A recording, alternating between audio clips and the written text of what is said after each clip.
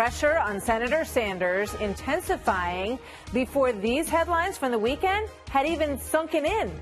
Stop thinking of Bernie Sanders as a gadfly. Start thinking of him as the front runner. There were several headlines like that. And it is true, Sanders currently tops the polls among Democrats who have declared they're running for president. He also leads everyone in fundraising in that group. $18 million in his war chest so far. That momentum comes with just 1 week to go before the Fox News Bernie Sanders town hall. And here's a preview from the senator. When I go on Fox, what I will say is, look, many of you voted for Donald Trump, but he lied to you. How do you explain that to people who voted for Trump if you don't talk to people who voted for Trump? So there's that matchup. The town hall will be in Bethlehem, Pennsylvania. It is a state that has seen unemployment drop and wages rise since 2016. The biggest growth zone has been in manufacturing.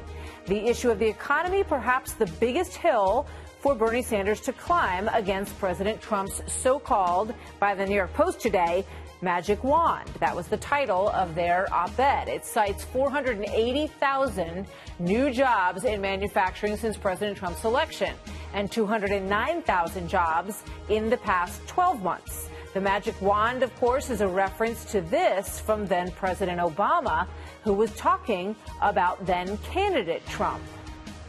He's going to bring all these jobs back. Well, how exactly are you going to do that? What are you going to do? What magic wand do you have? And usually the answer is he doesn't have an answer. So joining me now, Tammy Bruce, president of Independent Women's Voice, Donna Brazile, former DNC chairwoman, both are Fox News contributors. Thank you very much to you both. Great to see you here tonight. Thank you.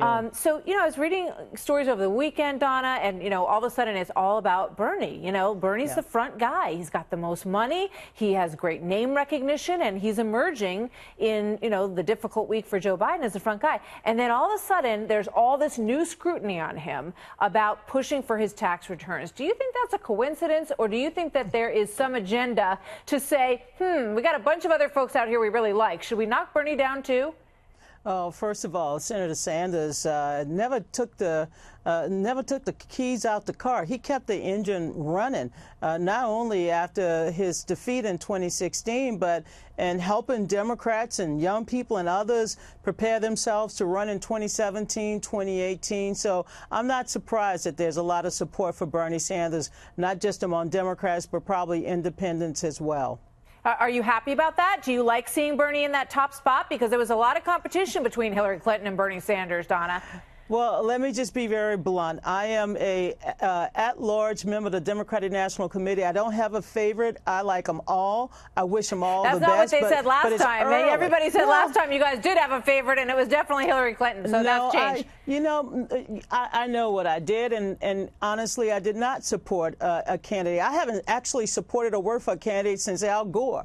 But no, I think Bernie Sanders, as well as Joe Biden, Kamala Harris, Elizabeth Warren, we should not look at these early polls and proclaim them to be like the Bible, the end of story. No, this is the beginning of the process. And you know what? You're going to have an exciting time next week with Bernie Sanders in the town hall meeting. Yeah, we're looking forward to it. And Tammy, I am too. We are too. So Tammy, with regard to the economy in Pennsylvania, obviously one of the signature states that ended up winning the election for President Trump.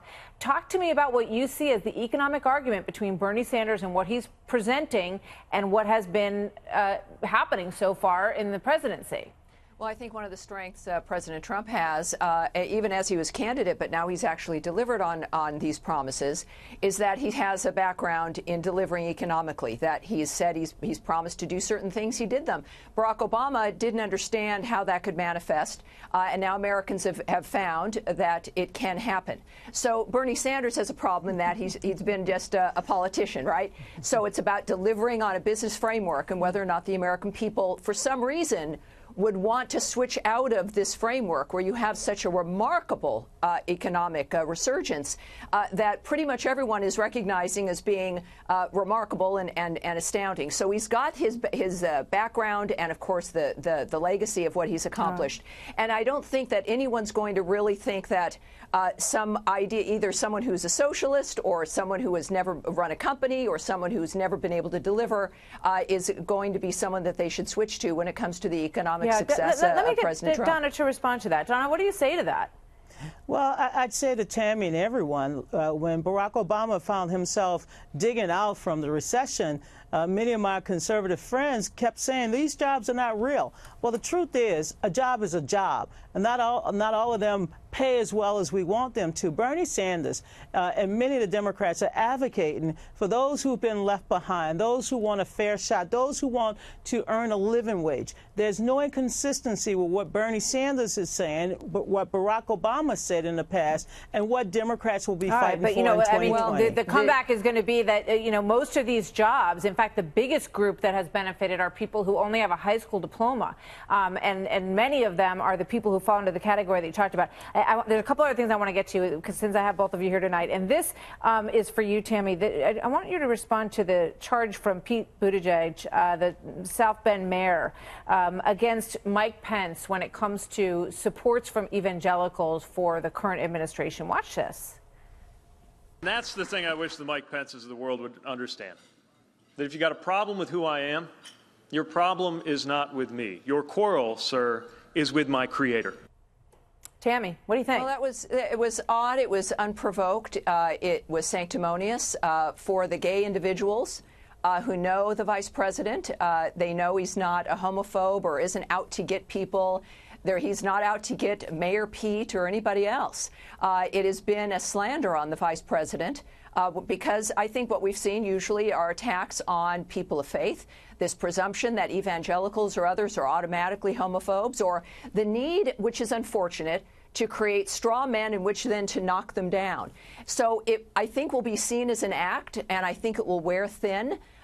Most Americans, I think, like the vice president very much, and his history, or what has been portrayed as his history by certain gay activists and the Democrats, is false. Right. I think that that's pretty clear, and it's unfortunate for a gay man who's running in this kind of position to once again set up a victimhood framework when we can compete on the issues and the issues alone. Strong. Mayor Pete is a man of faith. He's a man of God.